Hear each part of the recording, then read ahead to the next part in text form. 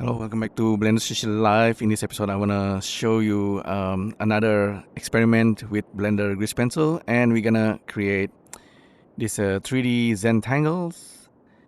And at some point, I want to show you also the use of clay pencil, and we incorporate this. I'm a little bit late with the clay pencil, but anyway, better late than never, right?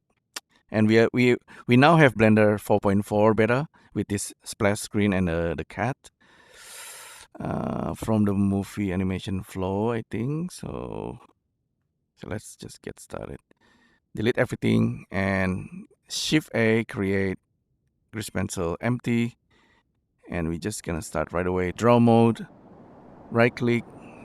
I like to make the strings 1 and then make it string 1 there as well. So we're just gonna start doodling. Zentangles, we know this already. Yeah, I like to start with strokes in 3D space.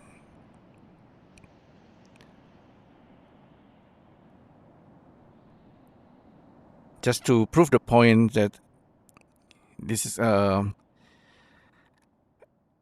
this feature in Blender 4.4 actually they fix a bug that's now you can actually go to stroke and select endpoints, and it will actually snap to the endpoints.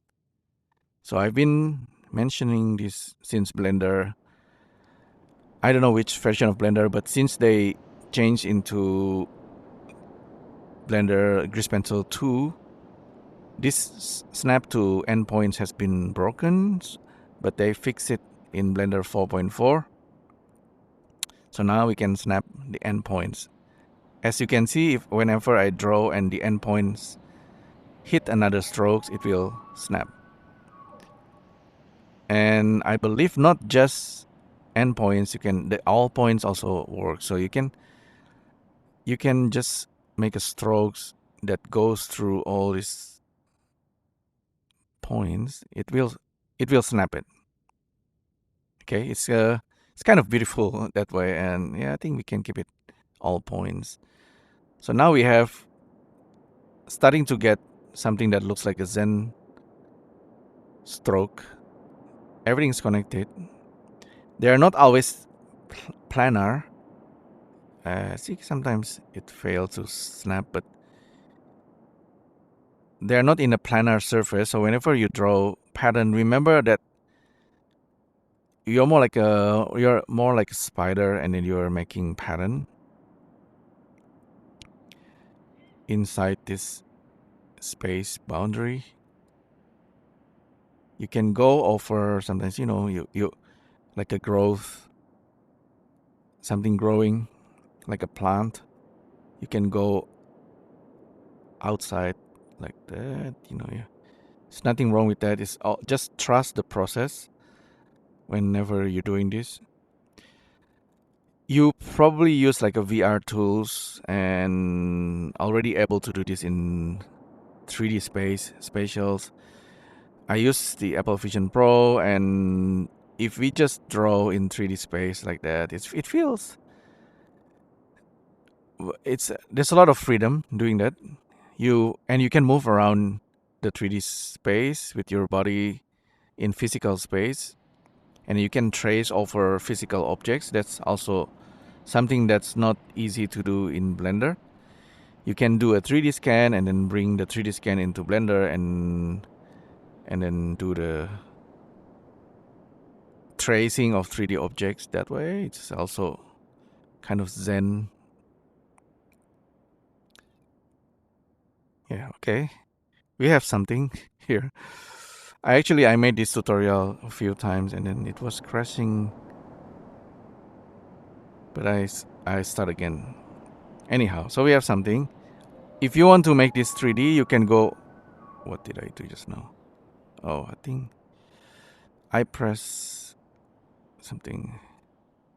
Yeah, okay. Let's bring this clay pencil into the scene.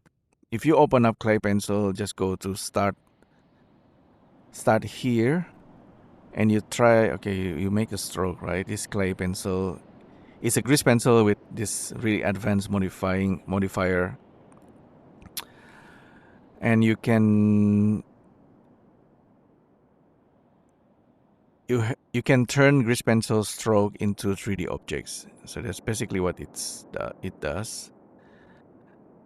In our case, we just need it as a simple tube with a radius.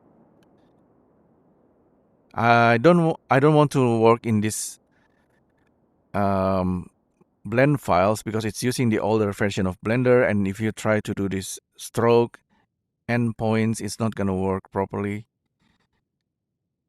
So you make strokes and it's, oh, it's 3D. I want to connect the dots. Oh, it doesn't connect. That's weird. The endpoint doesn't work. Even though if we show the GP, this pencil line, it doesn't. It snaps to the something. But anyhow, copy these, copy the objects, go back to our blend files, paste it here, and then go to object mode. While this guy selected, select this, Command L, copy modifier. Now we have the stroke there. Go to geometry nodes. This is grease pencil using modifier, so it's and we want to select the layer and somewhat get to the properties under node. It's pretty advanced. Save incremental. We have the tube. We can adjust the resolutions and the radius. Resolution. Drop the resolution. Okay, that's fine. Yeah. If you're happy, just play around with all this setting for the clay pencil. There's already video tutorial from Pepe School. Yeah. You can watch the tutorial. This is Feather 3D, kind of related. Like I said, we are doing this inside Blender.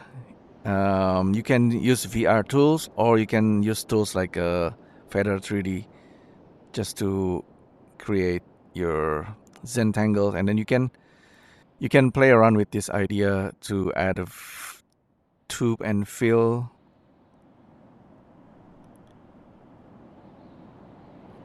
So maybe because you want to make this into something that's more 3D, this fill actually will fill your 3D objects. You can make it flat fill. So instead of flat strokes, you suddenly have something that's 3D, and you can 3D print this thing. Pretty cool. If you want to turn it into mesh, the way you do it, this is grease pencil object, right? You cannot apply mesh. The way you do it, you create another mesh, bring create modifier, bring the grease pencil there, and output geometry there. This thing become real objects, convert to mesh. Okay, this now is a real mesh. You can play around with it. You can remesh. Remesh. Right click, convert to mesh. Vertex pane. Okay, cool stuff. Pretty simple. There's a lot of processing, like really advanced processing happening.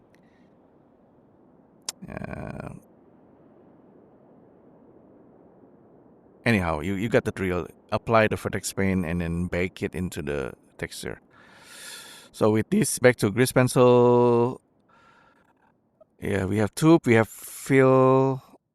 We also have a thin, probably what you want, simpler, and objective form, in which you have this arm.